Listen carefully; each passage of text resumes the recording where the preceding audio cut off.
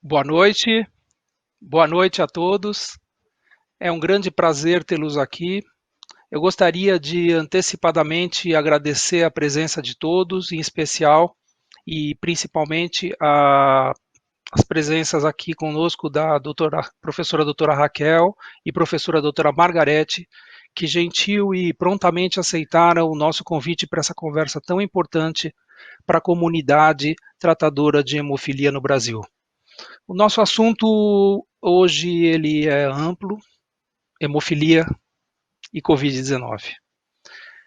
Há muito tempo, quantos de nós imaginávamos que estaríamos numa quinta-feira à tarde, numa call, discutindo uma doença infecciosa que se apresenta com potencial para mudar de forma profunda relacionamentos pessoais, sociais, econômicos, comerciais e políticos?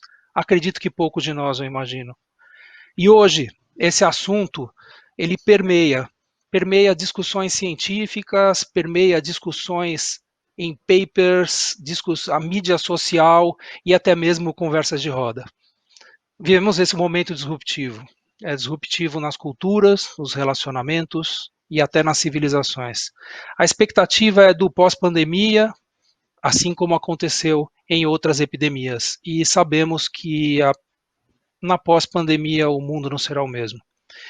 Essa discussão, então, ela vai se revestir de uma importância ímpar, uma discussão que a gente deve focar nos nossos pacientes, sobre os riscos, as ações e as decisões que são importantes nesse momento. Por isso, para essa discussão hoje, convidamos profissionais muito respeitadas, que têm uma experiência científica e prática em suas respectivas áreas muito importantes, que vão compartilhar conosco um pouco de suas experiências. A professora Raquel e a professora Margarete. É um grande prazer tê-las aqui conosco. Eu gostaria de iniciar a nossa discussão hoje apresentando a professora Raquel Stuck. A professora Raquel, ela é professora associada livre docente da disciplina de infectologia do Departamento de Clínica Médica da Faculdade de Ciências Médicas da Unicamp, coordenadora do grupo de estudos em hepatites virais do Hospital das Clínicas da mesma universidade e diretora do Hospital Dia do HC da Faculdade de Ciências Médicas da Unicamp. Muito obrigado, doutora Raquel. Eu que agradeço a oportunidade de estar aqui com vocês, nesse momento onde muitos de nós temos até ainda mais dúvidas do que perguntas, mais dúvidas do que respostas certeiras, uma vez que se trata de uma doença que nós estamos conhecendo nos últimos 3 meses. Agradeço ao Dr. Fábio, a Takeda, pela oportunidade de estar aqui. O que nós devemos ter em conta e lembrarmos sempre nessa apresentação de hoje que nós estamos falando de uma doença nova.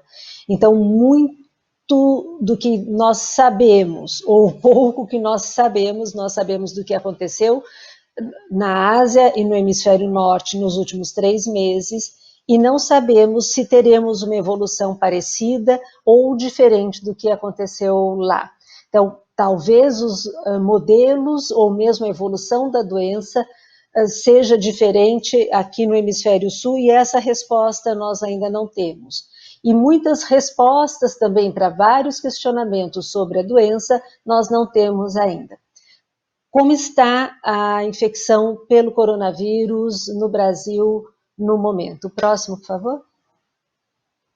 Então, aqui nós temos os dados que foram, esse slide foram feitos com os dados do Ministério da Saúde hoje às 11h17, mas já está desatualizado, né? Então, o número total de casos confirmados, que estava por volta de 45 mil, um pouco mais, quase 46, agora nós temos já 49.492 casos, e o número de óbitos, que aí como 2.906, como 3.313 óbitos, né?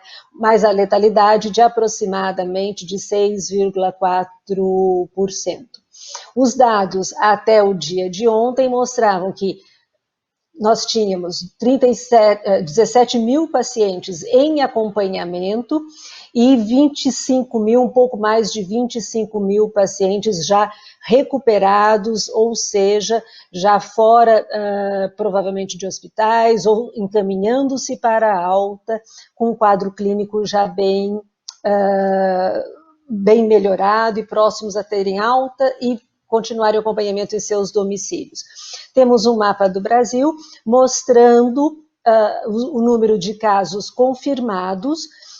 Os tons de azul mais escuros representam os locais onde eu tenho uma maior incidência da doença. Todos nós sabemos, né, pelas notícias já desde que começou a epidemia no Brasil, que nós temos grandes 5 centros com número de casos maior. Então, Manaus, São Paulo, Rio de Janeiro, Distrito Federal e Fortaleza.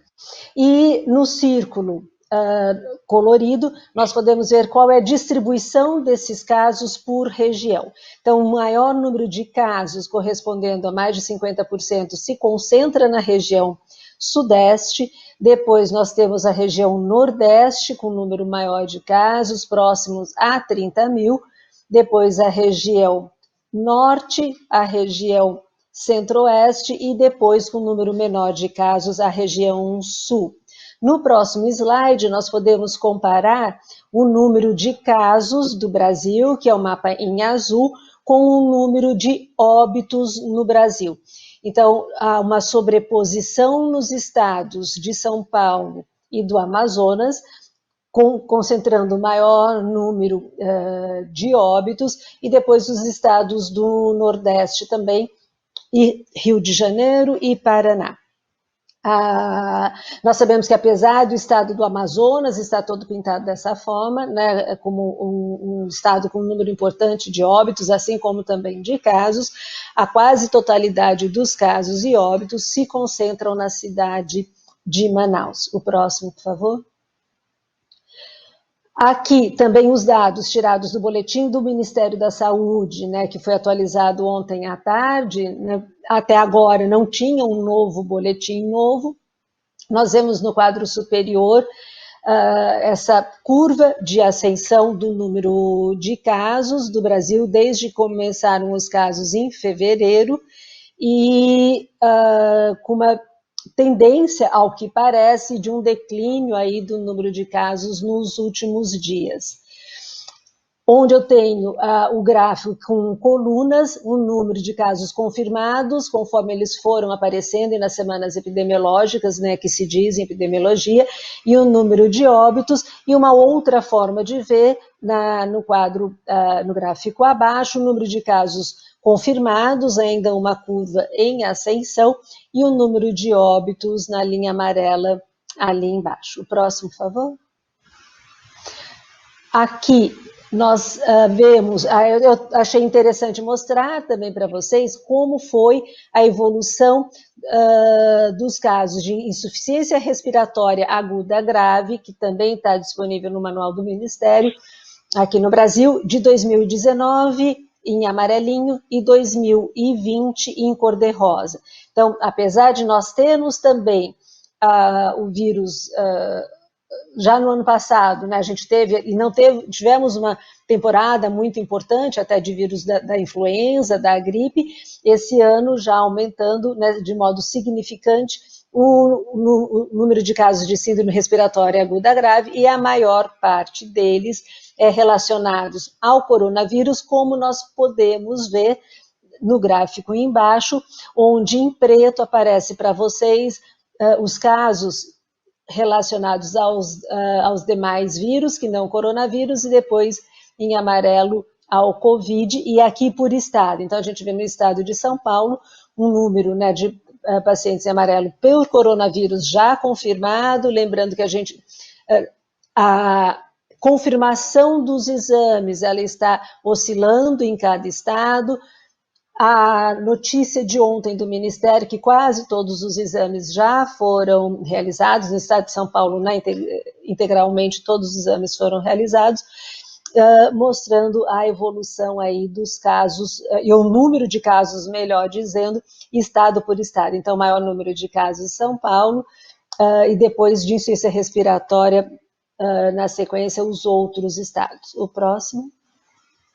E quando a gente compara, né, aqui alguns dados epidemiológicos, o sexo masculino tem sido mais afetado como sexo preponderante nos pacientes que evoluem para óbito, um pouco mais de 50% em relação ao sexo feminino, e aqui ficou um pouco pequeno, mas nós podemos ver que na parte inferior desse slide, em amarelo, são os pacientes que foram a óbito com 60 anos ou mais, em preto, aqueles com menos de 60 anos, associado daí por condições ou comorbidades, condições outras de risco, que não seja a idade também.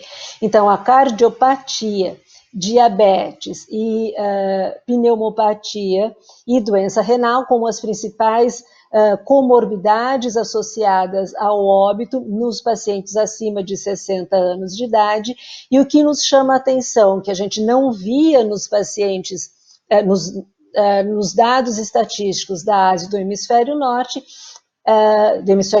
da Europa e da Ásia, é a obesidade como um fator de risco, e aqui vocês podem reparar que ela entra independente da idade. 60 anos ou mais, ou menos de 60 anos, obesidade é um fator de risco. Isso tem se visto aqui no Brasil e também nos Estados Unidos, onde a gente sabe que são dois países onde a gente tem uma população, né, de pessoas com obesidade muito grande. O que não vemos, né, nós não temos obesos em número significante na Ásia e na Europa, então por isso essa diferença até do fator de risco. Em relação à imunossupressão, a gente vê que ela é importante nos pacientes acima de 60 anos, 75% deles, né, dos imunossuprimidos que foram a óbito, eram acima de 60 anos, e 25% a imunossupressão também em pacientes abaixo de 60 anos também foi um fator de risco importante. O próximo.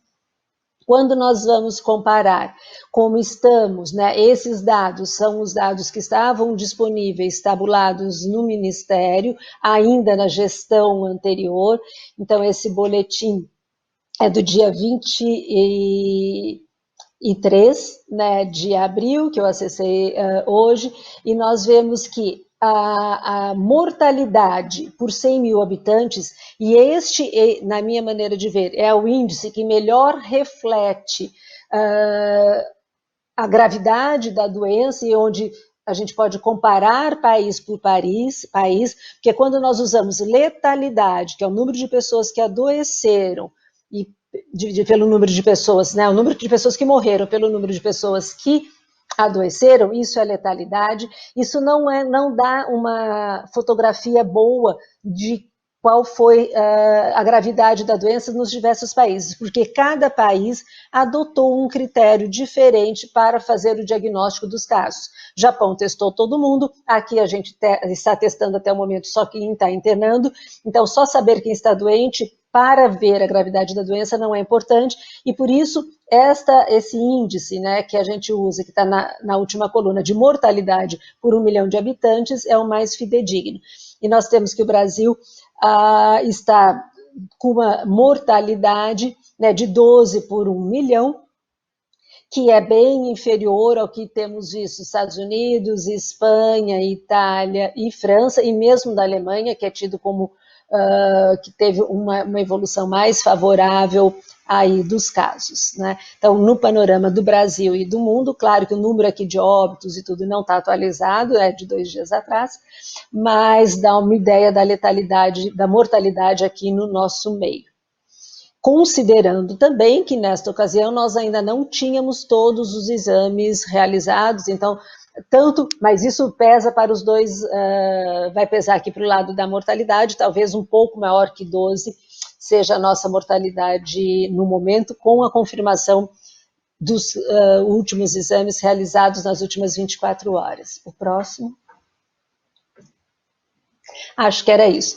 A ideia era mostrar para vocês a magnitude do problema, né, em poucos minutos, porque acho que a gente tem muitas dúvidas para conversarmos ao longo, né, desse final de tarde, começo de noite, e por isso era só para dar um panorama dos números no Brasil, comparar o Brasil e o mundo, para que a gente possa ter um tempo maior de discussão depois. Agradeço.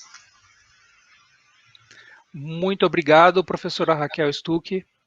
Eu gostaria de convidar a nossa próxima convidada, a professora Margarete Ozelo. A professora Margarete Ozelo é professora da disciplina de Hematologia e Hemoterapia do Departamento da Unicamp, diretora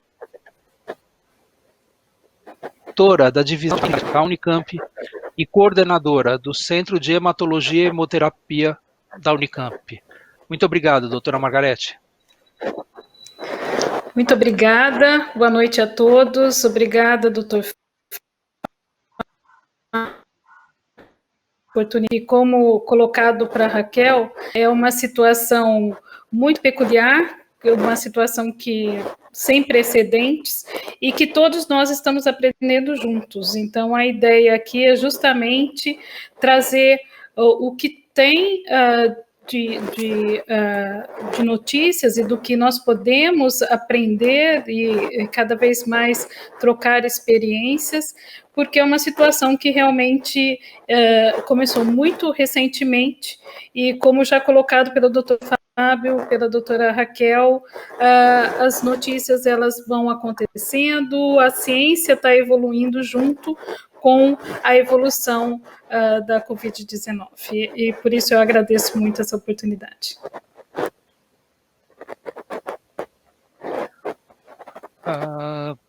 Guilherme, vamos à apresentação da professora Margarete para a gente já iniciar a discussão a seguir?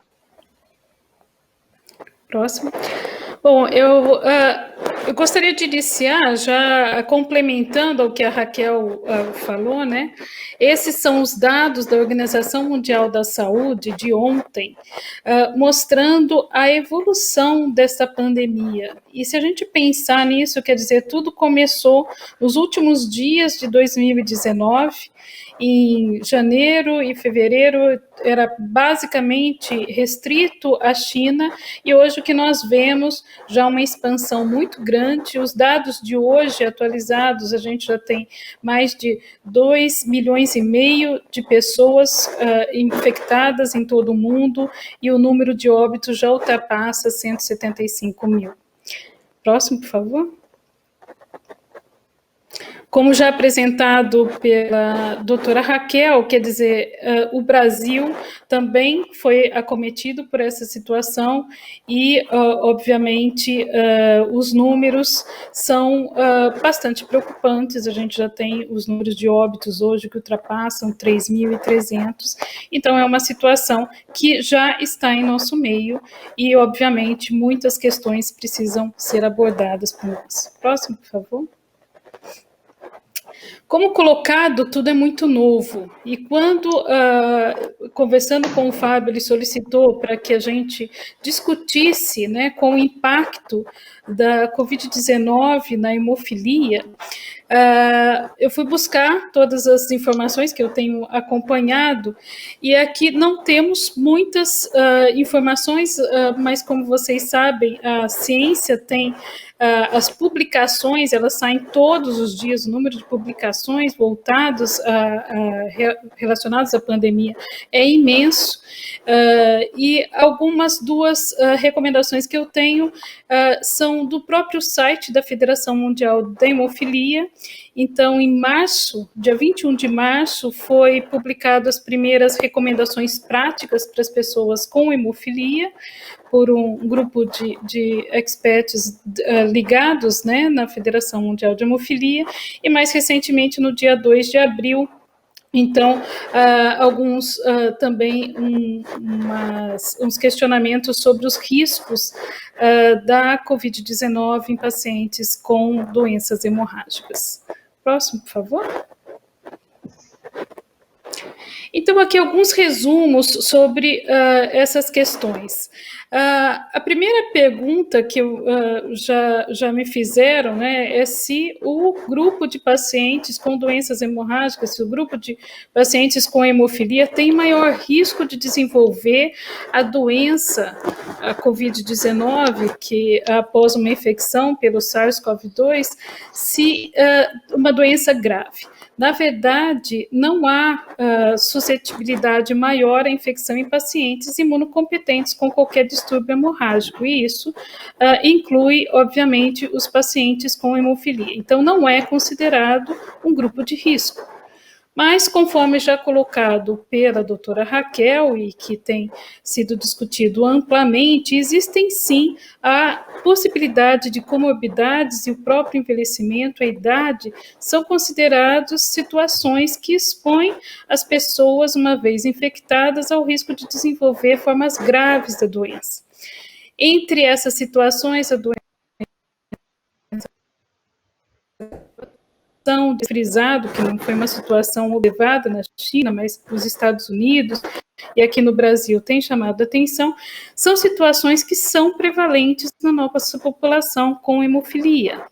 E aqui, inclusive, eu grifei a questão da hipertensão arterial, porque a gente já tem estudos epidemiológicos que, inclusive, mostram que a população com hemofilia tem um grau maior, uma prevalência maior de hipertensão arterial.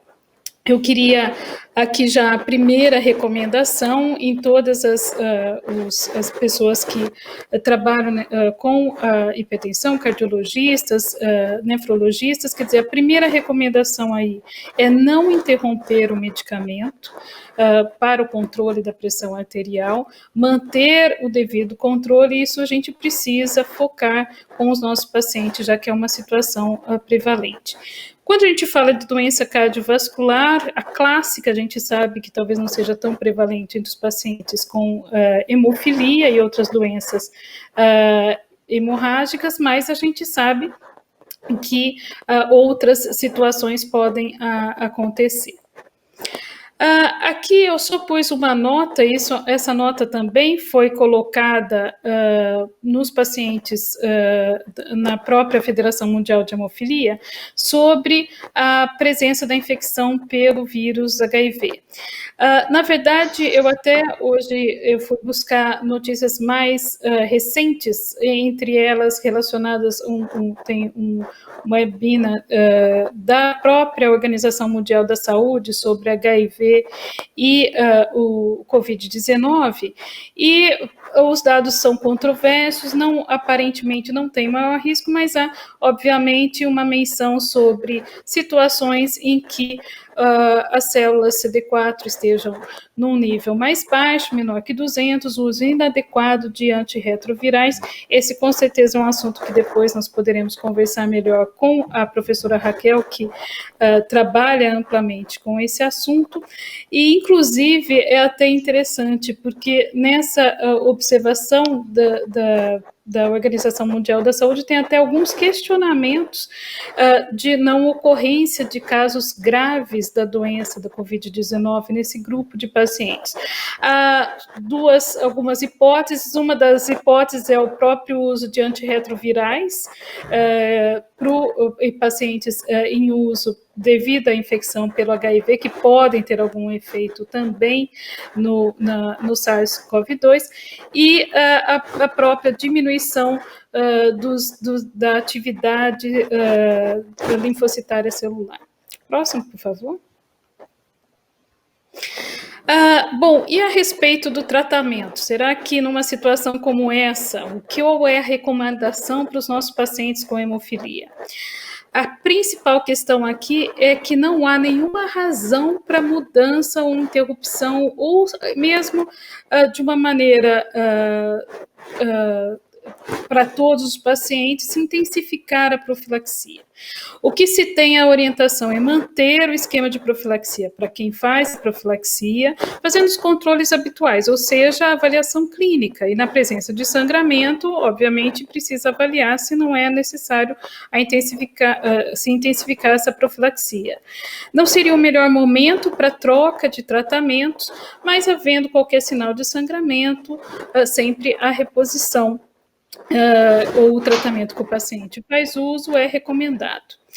E para isso, uma questão muito importante é garantir o acesso aos produtos, então garantir o acesso ao tratamento, manter um contato com os pacientes.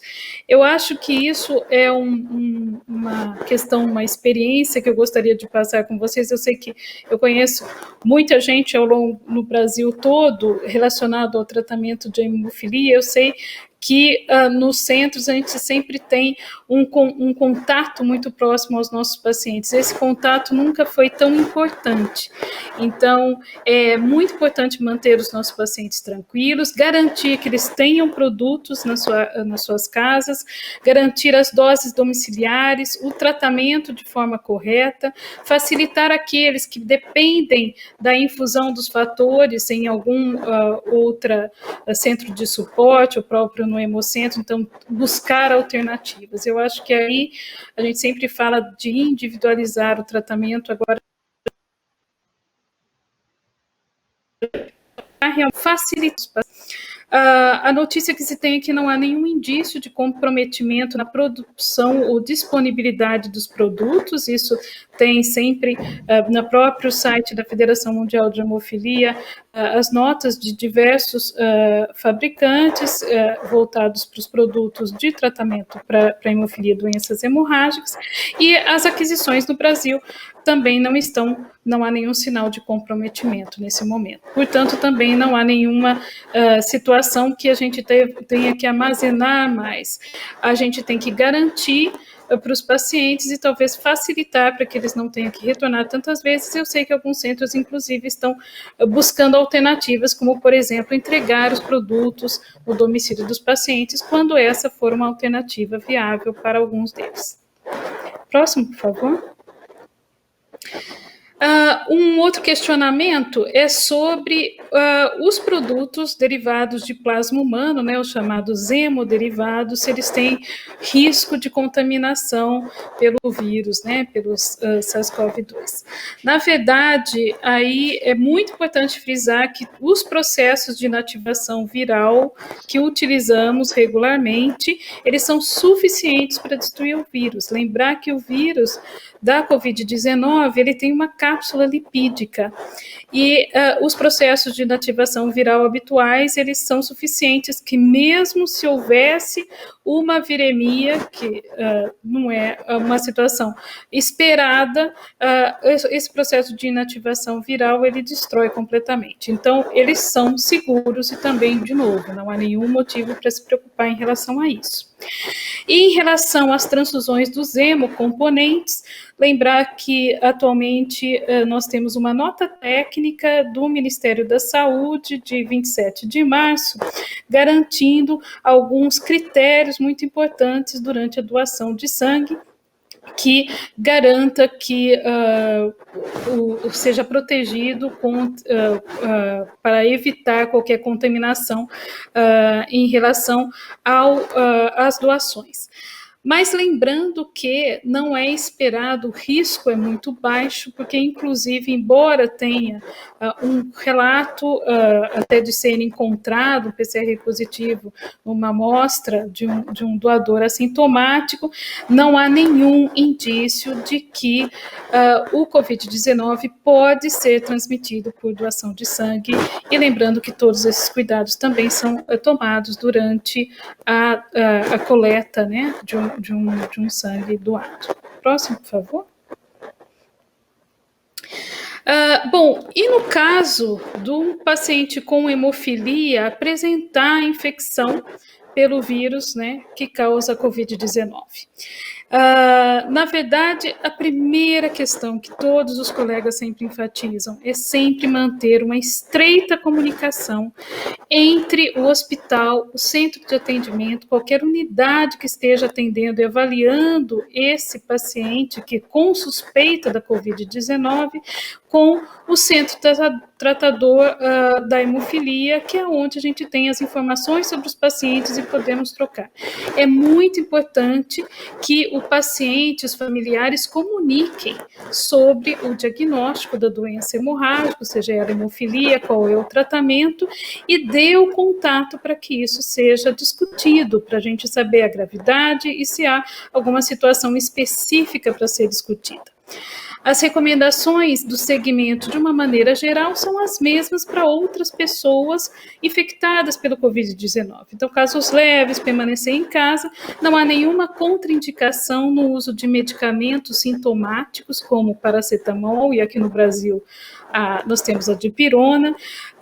Os outros medicamentos que não são recomendados, eles, na verdade, a gente não utiliza, aqueles que levam a maior risco de sangramento já não fazem parte realmente da principal recomendação para os pacientes com doenças hemorrágicas. Agora, sempre lembrar que, principalmente se o paciente tiver qualquer sintoma hemorrágico, sempre intensificar a profilaxia ou introduzir a profilaxia, caso não seja de uso daquele paciente. E se ele for internado com gravidade, manter o contato estreito entre o médico tratador, a equipe que está acompanhando o paciente, relacionados à hemofilia. Uma coisa que foi muito frisada, principalmente entre os colegas europeus, que tiveram alguns casos que estão acompanhando ou acompanharam, quer dizer, é que é muito importante que um paciente com doença hemorrágica ou com hemofilia não tenha acesso a todos os tratamentos possíveis para o controle da Covid-19. Então, se for necessário cuidados intensivos, e aí a gente tem que lembrar que a gente está falando de ventilação mecânica, catéter, ECMO ou qualquer situação como essa, sempre orientar que é possível que esse paciente receba, ele deve receber o tratamento como um outro indivíduo numa situação como essa, mas sempre intensificando e mantendo níveis seguros do fator da coagulação. Seguir os protocolos locais, então as medicações, as intervenções, e inclusive depois eu vou ter uma parte aqui sobre a questão de anticoagulação, mas sempre mantendo uma reposição adequada. Próximo, por favor. Bom, uma questão que é bastante importante, eu acho que aqui no grupo de pacientes com doenças hemorrágicas, vale a pena a gente frisar, na fisiopatologia e nas complicações dos quadros graves relacionados ao Covid-19, tem sido discutido muito um status de hipercoagulabilidade que esses pacientes apresentam. Na verdade, existe o que eles estão chamando, os nossos colegas estão chamando de coagulopatia associado ao Covid-19. Chama muita atenção aumento de alguns parâmetros, aumento do dímero D, que está relacionado com gravidade e desfecho, com a letalidade da doença, maiores índices de mortalidade, com um dos pacientes evoluem com aumento do dímero D. E essa coagulopatia, ela tem algumas particularidades. Embora, como todo paciente grave, que recebe tratamentos intensivos, a gente sabe que pode evoluir com coagulação intravascular disseminada, existem algumas situações que são frisadas pelos nossos colegas que têm situações que são um pouquinho diferentes. Então, uma coagulopatia que a gente pode chamar aí de CIVD-like. Quais são essas diferenças? Primeiro, os níveis de dímero D são bastante altos. Muitas vezes, o nível da plaquetopenia não é tão intenso como a gente pode ver na CIVD. Em outras vezes, os fatores procoagulantes, eles podem até estar em níveis altos. Então, num paciente não hemofílico, os níveis de fator 8, de fator de von Willebrand, e mesmo de fibrinogênio numa fase inicial, que são proteínas de fase aguda, do inflamatória, eles estão bastante elevados. O fibrinogênio, ele pode ter uma queda antes do desfecho do fatal, então do óbito, mas muitas vezes durante outras fases ele é elevado. Então, essas questões são muito importantes, porque tem se levantado muito o risco de trombose.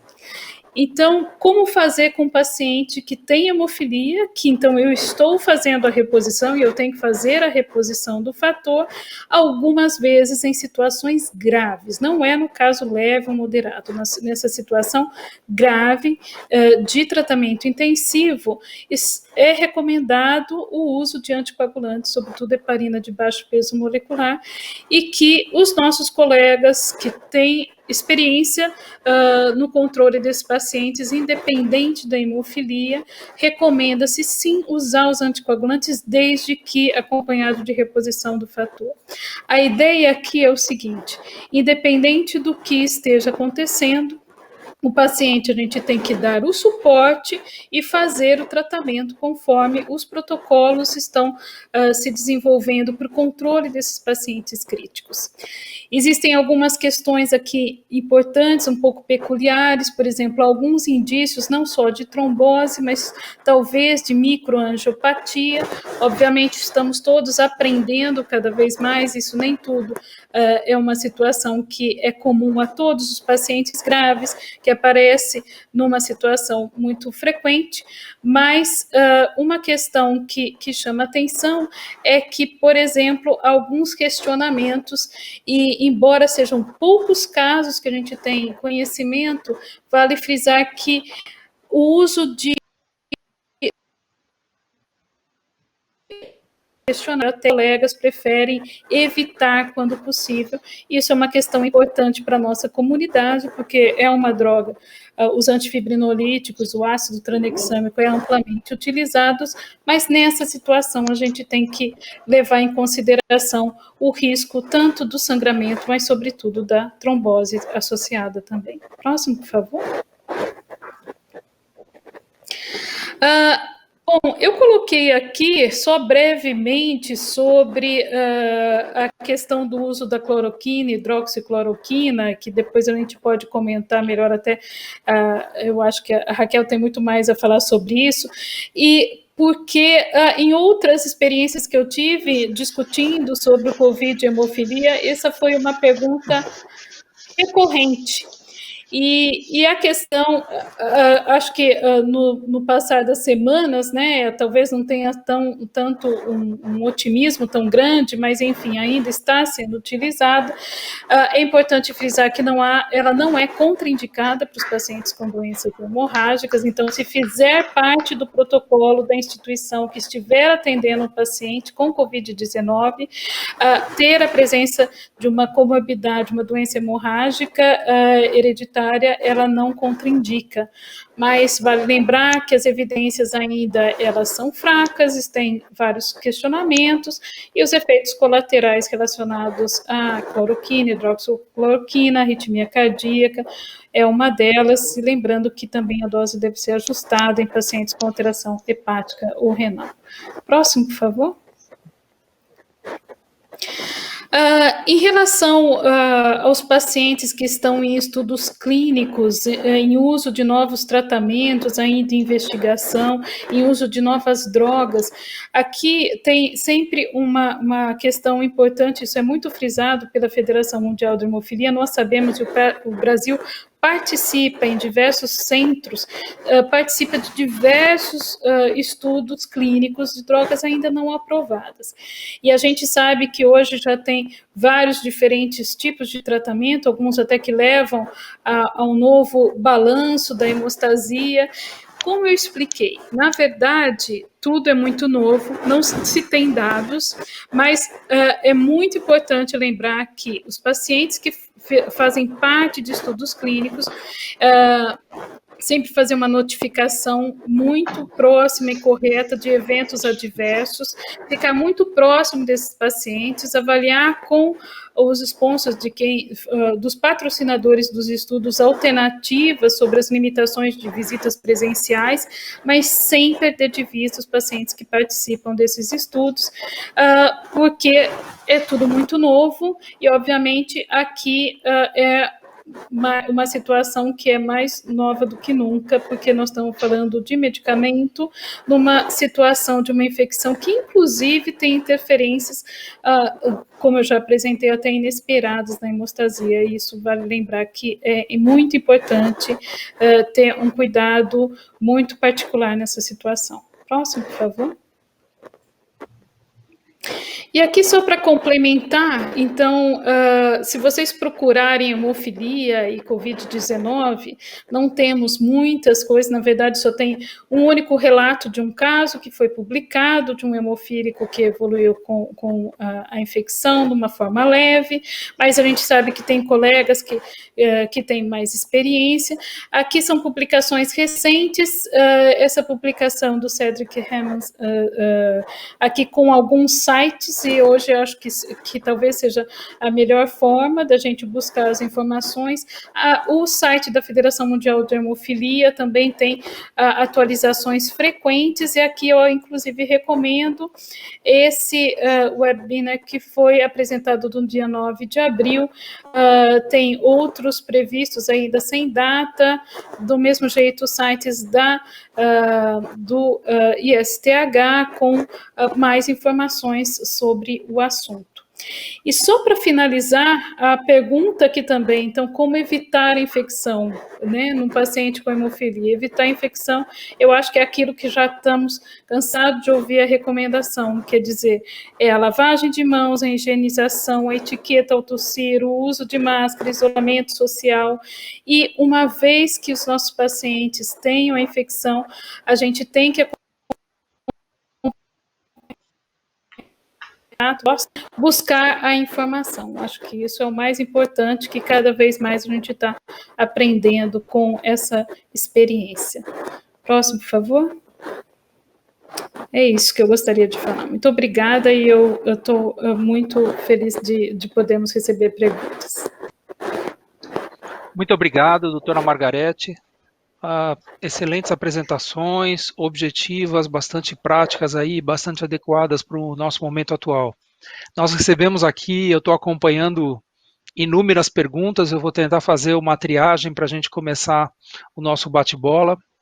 A primeira pergunta eu vou direcionar para a doutora Raquel. Doutora Raquel, como a senhora enxerga ou como a senhora avalia a evolução da epidemia no Brasil? Se a gente conseguisse cotejar ou comparar a epidemia do Brasil, do modo com que ela vem evoluindo no Brasil, com o modo que ela está acontecendo, que ela aconteceu em alguns países do mundo, existem diferenças significativas? Como a senhora avalia esse processo? Bom, nós temos uma diferença temporal, né, que a epidemia chegou aqui, se nós compararmos com Europa, Ásia e mesmo Estados Unidos, né, com Estados Unidos nós temos 2 semanas aí de diferença, para a Europa meses, então essa diferença foi importante porque nós pudemos ver como ela foi, né, dramática, e por que ela foi dramática em alguns locais, porque ela não foi dramática em outros locais, o que eles fizeram, será que podemos fazer também? E isso foi um aprendizado ao longo do tempo. Agora, por ser uma doença nova também, Fábio, a gente fica sem saber se o comportamento se o vírus terá o mesmo comportamento entre nós ou não, se nós temos algumas diferenças que podem nos ajudar, ou algumas diferenças que podem fazer até com que seja mais grave do que nos outros países. Nós estamos vivendo uma situação muito peculiar, e que está todo mundo ainda muito inseguro no país, principalmente por conta de alguma liberalização ou flexibilização, que é a palavra aí né, mais usada no momento, das pessoas poderem transitar um pouco mais, num período que parece ser ainda um pouco precoce. Claro que tudo isso está sendo feito analisando o número de casos das regiões, disponibilidade da rede hospitalar, que isso é muito importante sempre ser analisado em conjunto, além de dados da economia também, que agora estão sendo levantados e analisados. Então, nós temos algumas características, por exemplo, que nos são favoráveis, como a porcentagem de leitos, né, hospitalares e leitos de terapia intensiva, que são maiores no Brasil como um todo do que em alguns países da Europa até. Mas sabemos que o nosso país, de dimensões continentais, tem diferenças também nisso, né? Então, essa distribuição de leitos de hospitalares e leitos de UTI, ela não é uniforme no país como um todo, mas a média é maior do que os outros. Nós temos uma população idosa, que a gente sabe que foi um fator de risco, que é um fator de risco muito importante, e se a gente pensar de 80 mais, 90 mais, que a nossa população nesta faixa etária é menor do que a população dos outros países, principalmente dos países europeus.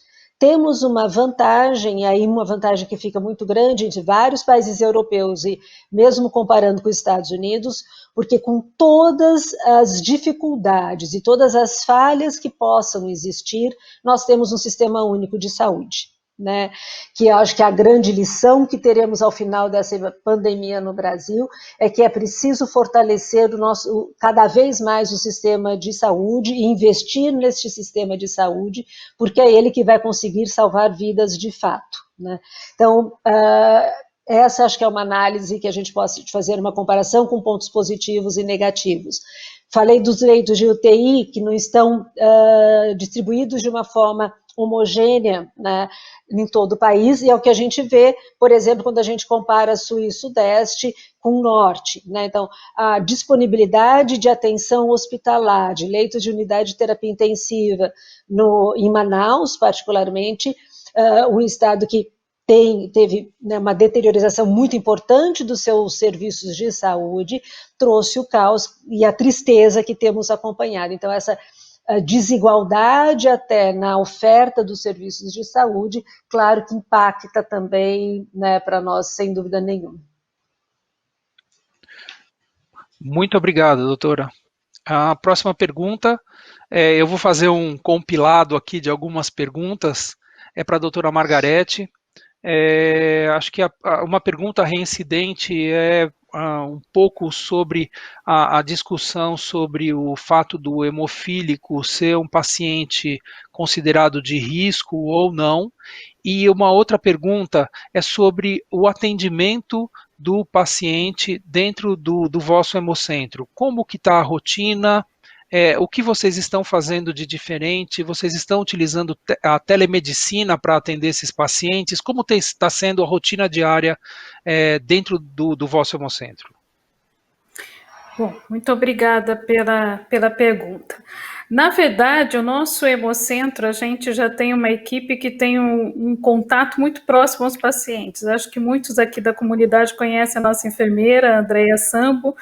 Basicamente, todos os nossos pacientes têm o contato dela e, independente de uma situação como essa, sempre que tem alguma intercorrência, eles entram em contato com ela e ela já dispara para todos os médicos, os fisioterapeutas, e a gente realmente discute caso a caso, tentando agilizar no atendimento. Acho que isso é uma situação que é realmente muito importante, é manter esse contato com os pacientes. Nós mantivemos aqui em Campinas o atendimento para as intercorrências, justamente porque nós sabemos que eventualmente, então, em horário comercial, eventualmente os pacientes podem necessitar ou a gente precisa vê-los, então a gente aqui no Hemocentro fica um pouco distante, aqui é uma unidade fora do hospital, justamente para evitar que os nossos pacientes vão até os prontos atendimentos, onde a gente sabe que está mais voltada para os pacientes com sintomas respiratórios. Então, isso é uma situação que a gente tem tentado preservar. Aqui em Campinas, embora seja muito próximo de São Paulo, a nossa realidade ela inspira cuidados, a Raquel também tem participado muito sobre isso, mas a gente ainda está numa situação sob controle, eu diria. E os nossos pacientes, a gente tem mantido essa interação muito próxima a eles, mas que é uma interação que a gente sempre teve. As visitas de rotina, obviamente, a gente postergou, mas também uma questão do nosso ambulatório, a gente tem muitos pacientes que fazem parte de diferentes estudos clínicos, e esses pacientes a gente tem mantido um contato muito próximo, eventualmente eles também vêm para as visitas presenciais, a gente tenta facilitar e deixar uma situação segura tanto aos pacientes, para os profissionais de saúde da mesma maneira. Muito obrigado, doutora. Nesse momento, quase 300 profissionais de saúde, tratadores e preocupados com pacientes hemofílicos. Muito bom. Professora Raquel, parabéns.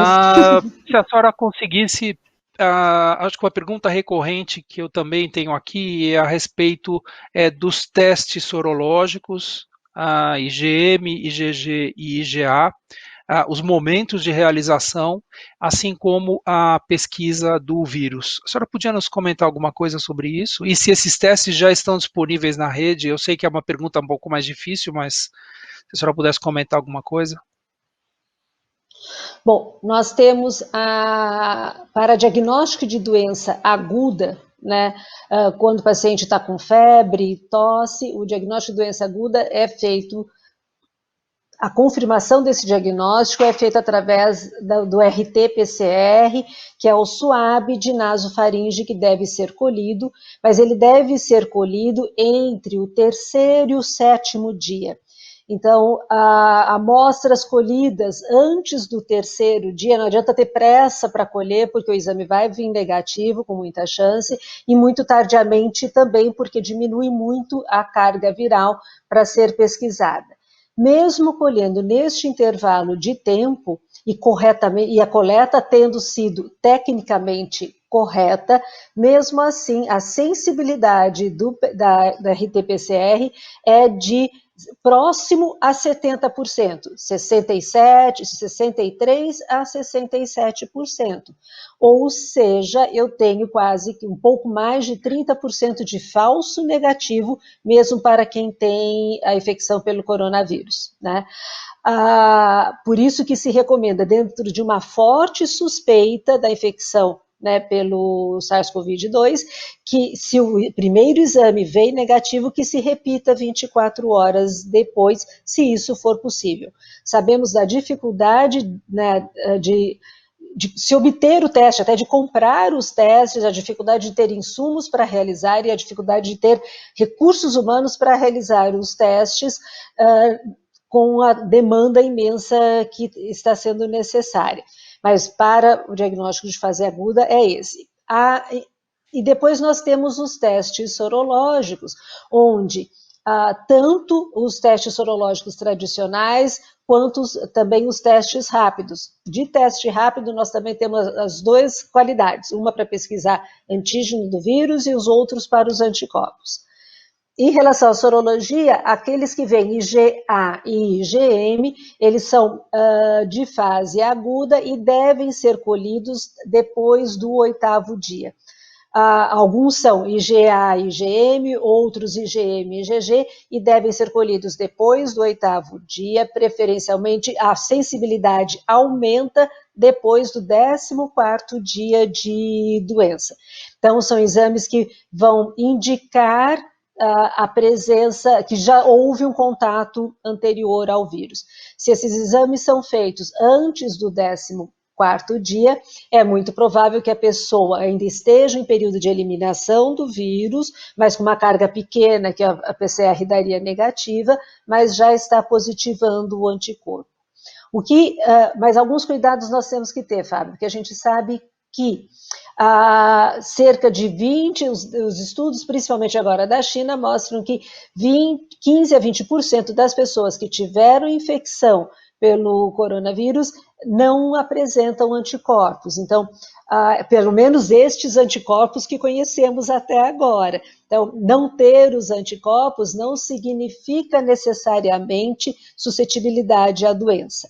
E, por outro lado, sabemos também que a IgG pode ter um falso positivo.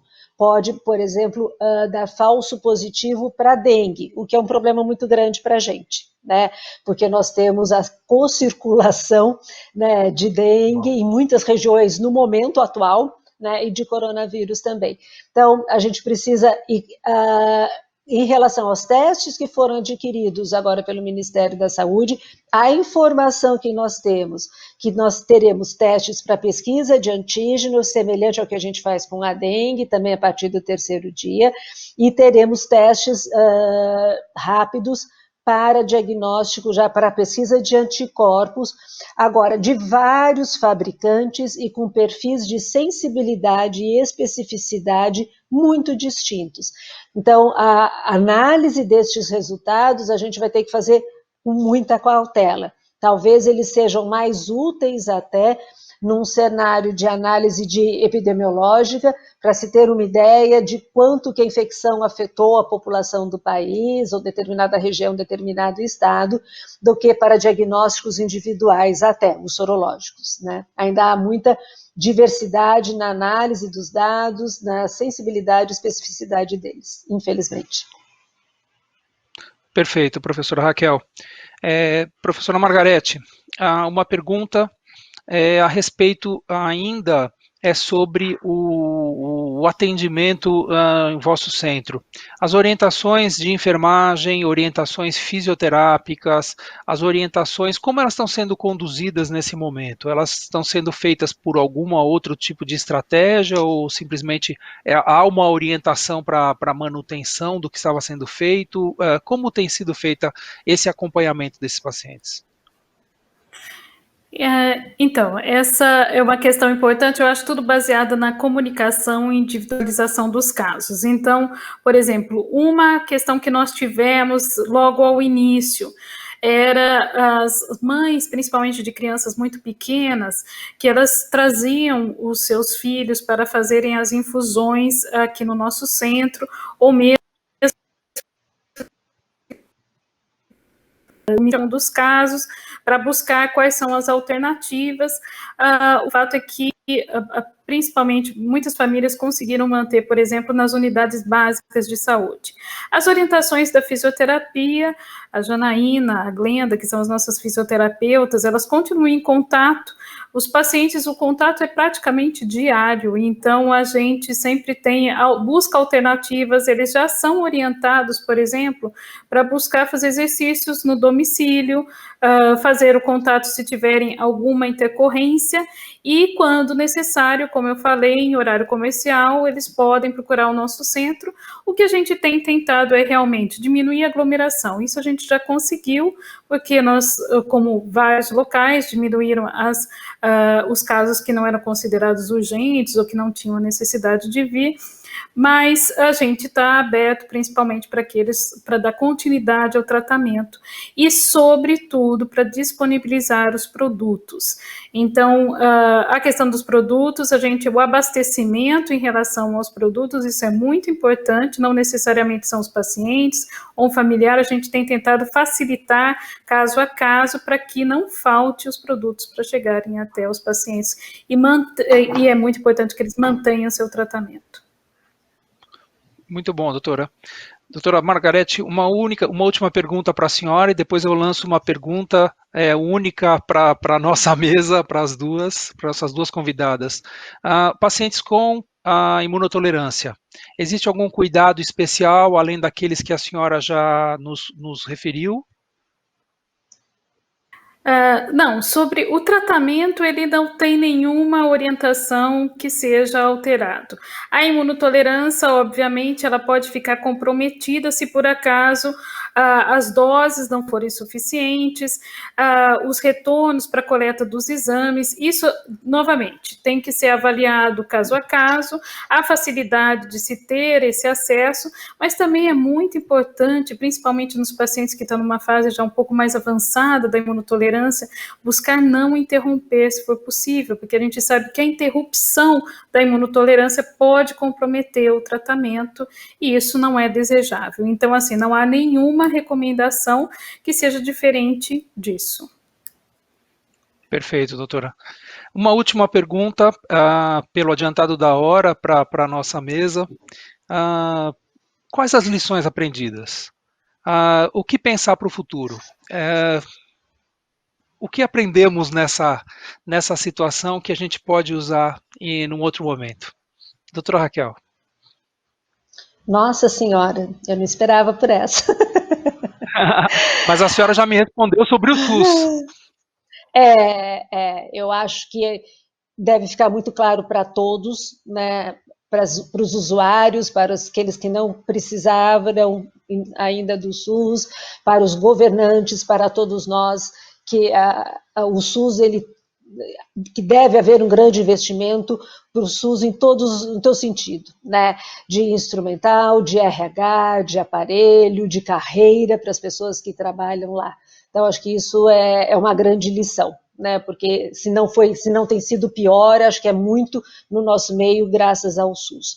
2, eu acho que muito que a gente vai levar até para os próximos quadros, né? Influenza, que a gente sempre tem todo ano, e a gente não sabe até quando o corona fica ou não, esses cuidados de higienização das mãos, né, da etiqueta ao tossir, ao espirrar, eu acho que são ensinamentos que nós vamos ter, e educação é sempre estar repetindo, nós já aprendemos, acho, mas isso é um aprendizado importante, e que terá repercussão, com certeza, em todas as áreas também, né? Eu acho que a gente teve um lado talvez positivo, apesar da dificuldade do isolamento, de manter em casa, mas acho que para o mundo todo foi um momento também de reaproximação, né? No mínimo das famílias, que eu acho que se a gente se distanciou dos amigos, a gente se reaproximou da família, que era sempre tudo muito corrido. Não tinha tempo, né, para ficar, para ver, para arrumar a casa, para estar com o filho, com o marido, para trocar as experiências, para fazer lição de casa junto. Muita gente até foi ruim, não foi mal nisso, eu não sou pedagoga, não sou nada, mas acho que trouxe um momento aí de uma união maior, e trouxe, acho que para todos nós também, acho que um sentimento de solidariedade e do que realmente tem valor na vida, né? Que não adianta o carro, não adianta o dinheiro, porque nós estamos todos iguais nessa situação, todos nós corremos riscos e sabemos que precisamos um dos outros. Acho que isso deve nos tornar, enquanto pessoas melhores, na hora que tudo acabar. Muito obrigado, professora Raquel. Professora Margarete, considerações, lições aprendidas. Então, é muito interessante fazer essa reflexão. Eu acho que uma das questões é que nunca mais seremos os mesmos, o mundo não vai ser o mesmo, né? Os valores acho que estão sendo repensados, a questão particular, por exemplo, a assistência da saúde, não tenho dúvida e tenho muito orgulho do SUS, da qual faço parte, e eu acho que assim é tão importante a gente ver qual é o poder da gente garantir o acesso ao tratamento a todos. A hemofilia é um grande exemplo disso. Eu acho que essa é uma comunidade que, após tanta luta, tem o privilégio de ter acesso a tratamentos adequados, utilizados em todos os outros países desenvolvidos. Uma coisa que eu aprendi, a gente tem lidado mais com tecnologia, então a gente está aprendendo no nosso dia a dia, que é um exemplo disso, às vezes com algumas pelejas, mas acho que isso também é uma questão de um aprendizado novo. E como nós lidamos com crise, foi tudo tão rápido. Eu acho que a Raquel, eu me lembro de nós estarmos sentadas numa reunião quando a universidade fechou, isso foi dia 12 de março, quer dizer, há tão pouco tempo, e que de repente você fechar uma universidade, tomar atitudes, eu acho que a gente também, como lidar, ter uma resposta rápida, e eu acho que até os nossos números talvez sejam reflexos disso, a gente espera que isso permaneça, que os números não atinjam patamares tão altos como a gente vê com vários colegas na Itália, na Espanha, quer dizer, a gente tem dividido a angústia nos Estados Unidos do que está acontecendo. E eu acho que uma das questões que é importante, a gente nunca foi tão próximo estando à distância. Então, realmente, aí vem a valorização da vida, a valorização das nossas amizades, do nosso comunicado, e para os nossos pacientes, o que eu quero deixar de recado, como é importante a comunicação. Então, estar próximo dos pacientes, isso é uma comunidade que aqui todos os tratadores associados à hemofilia, a gente sabe muito bem do esforço de cada um no Brasil inteiro, e eu tenho certeza que manter essa proximidade, isso é uma questão que faz toda a diferença para a nossa comunidade dos pacientes, que é como ter uma resposta rápida. Então, é ter essa comunicação, esse canal aberto a todos nós, e obviamente a gente espera que todos podemos sair dessa mais fortes e espero que de uma maneira menos traumática possível. Muito obrigada, e muito obrigada pela Takeda por mais esse incentivo da comunicação, da educação, numa situação que este é um exemplo típico que todos nós estamos aprendendo juntos. Isso também é um grande exercício, uma grande experiência para todos. Muito obrigado, doutora Margarete. Muito obrigado, professora Raquel. Eu gostaria de agradecê-las do fundo do nosso coração por todas essas palavras, agradecer a todos os mais de 300 profissionais de saúde que estão acompanhando nesse momento conosco, e esperamos ter contribuído aí para essa importante decisão, importante discussão. É um momento, como eu falei antes, um momento disruptivo, e é um momento que temos que pensar na reconstrução, temos que pensar no futuro. E aí me vem algumas palavras, e principalmente de um cientista, Albert Einstein, que dizia que o mundo, tal como o criamos, é um processo do nosso pensamento. Ele não pode ser mudado sem mudarmos a nossa maneira de pensar. Eu acho que a gente vai ter um trabalho bastante grande aí de reconstrução, e essas palavras de hoje vão nos ajudar a dar bastante alimento para o nosso pensamento e para o nosso futuro. Muito obrigado a todos, saúde a todos e tenhamos uma boa noite. Muito obrigado, professores. Muito obrigada. Muito obrigada. Muito obrigada, parabéns pela iniciativa.